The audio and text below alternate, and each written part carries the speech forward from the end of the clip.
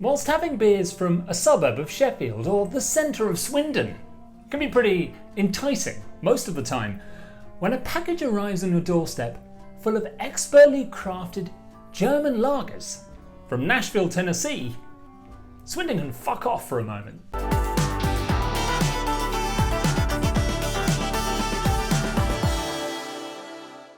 Welcome along. Now, get your Nashers around this one. Back in 1843 in Nashville, Tennessee, or in Nashville, it's Nash to see you, was named capital of the state, leading to an influx of immigrants, particularly Germans in the 1850s. And as Germans do, they came looking for beer. In 1859, one of these immigrants, Jacob Stiefel, arrived and started up a small brewery, which would later become the Nashville Brewing Company. Throughout the years, it changed owners, locations, names, and then kind of just fizzled out into the annals of history.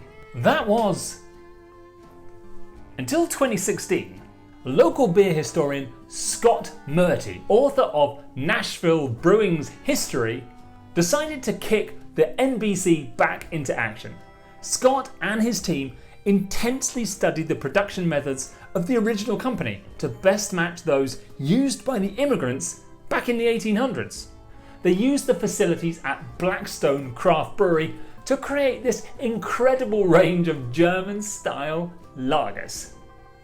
And we've got a big old load of them on the show for you today. The second that Scott produced his first beers, he was cleaning up in the national and international beer award scene. The beers are made with ingredients imported from Europe and are made in accordance with everyone's favourite purity law, the Reinheitsgebot. So Scott sent across some of his finest brews, along with a bunch of other Nashville Brewing Company swag, a badge and a book and a hat. To be fair, he's become a little bit of a beer hero of mine. This guy that just loved the brewing history of the place he lived, so he decided to start up the brewery again. So let's crack these ones open and drink to Scott, brewing history, and the importance of immigrants in making our world what it is today. So here we go. These are the four beers that Scott sent across. We've got the 1897 Pilsner, the Festbier, the Ambalaga, and the lager beer. So as I said, we've got the original lager. This is the traditional Bavarian Helles, brewed with Weimann Pilsner malt and Hallertau and Mittelfrüh hops. They're important German grains, and hops give the Nashville lager a delicate malty mouthfeel with a spicy hop character. We have got the Ambalaga, a historic pre-Prohibition style originating from Vienna in the 1800s, created with light malts giving it its lighter colour. The style has somewhat dissipated, but Scott's there to kick it back into action. The 1897 Pilsner is Nashville Brewing Company's traditional Czech Pilsner, brewed in the traditional Bohemian fashion with Pilsner malt and Saaz hops. And finally their Festbier, which is actually a German Märzen, which translates to March. And this is because historically breweries in Bavaria were forbidden to brew in the summer due to fire hazards and a higher probability of infected beer due to bacterial growth during the warmer weather. Therefore, the end of the brewing season was always in March. So this is another malty and amber brew. Now these sound great. Let's get them in a glass and see what Nashville can do. So we're going to kick things off with the most classic style there is, the Nashville Brewing Company's lager beer. Oh yeah! Thanks again to Scott Mertie for sending these across. Remember to check out Nashville Brewing Company on the social media channels. There we are. In the glass, the Nashville Brewing Company's lager beer. And to be honest, I'm not expecting salted caramel, raisins. You know, it's just going to be a crispy, lemony citrus delight. Oh wow, okay. Fields of gold. Yes, super, kind of farmhousey, very wheaty, quite sweet on that. Oh yeah, it smells crispy. Cheers. Oh god. Oh yeah, bready thickness. My god. Oh okay, that is a sipper, but at the same time that is full of body. Look at it.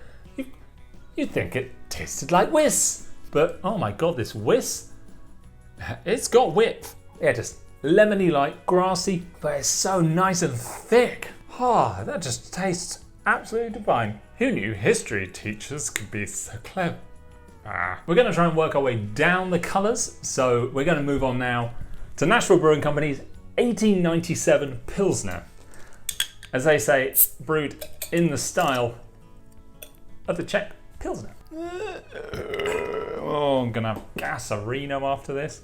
There we are in the glass. Super crystal clear. Nice level of carbonation as well. What do you expect? Okay, a bit more mellow, a bit fruity, a bit more kind of really delicate caramel. Yeah, just lemony grassy.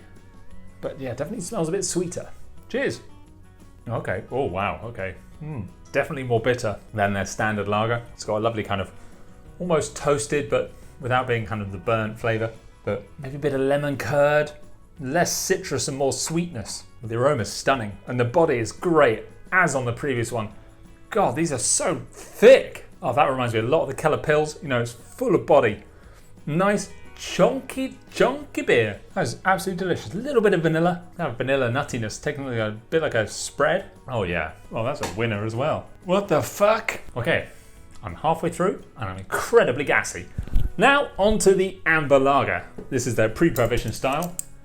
Love an amber. Oh, it's a lovely colour.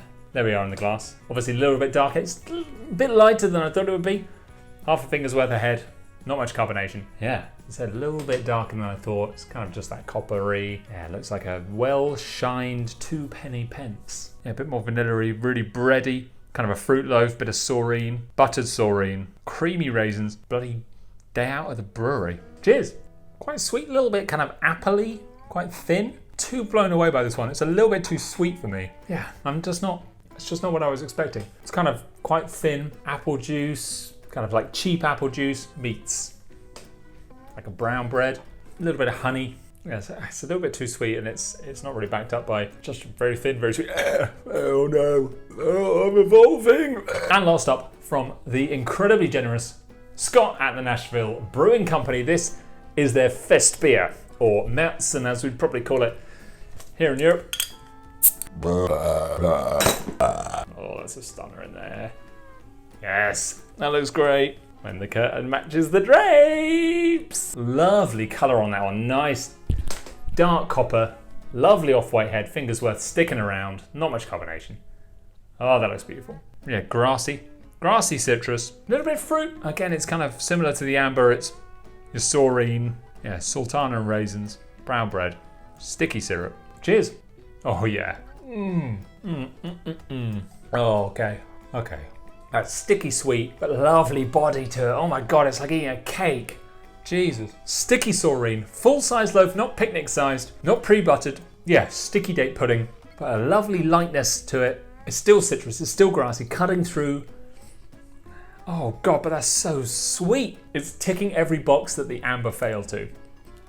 It's delivering on the body to combat that sweetness. And that is a beautiful, beautiful beer. That's the star of the show. There you go, a showcase of the fascinating Nashville Brewing Company. Something a little bit different here on Pint Size, but hey, it's better than the latest supermarket releases. Whoops. If you've been to Nashville, Tennessee and had a chance to try these ones out, let me know. And if you're in the States, are they available elsewhere? If so, lucky you. What do I know? I don't know what the fuck I'm talking about. As always, thanks so much for watching. Remember to subscribe if you like what you saw. If you haven't subscribed and you're watching, subscribe. I don't release many episodes. It's not going to clog up your feed. I don't release 7 episodes a day. Nothing like that. And remember to check us out on Facebook and Instagram too. And I'll see you all again next time.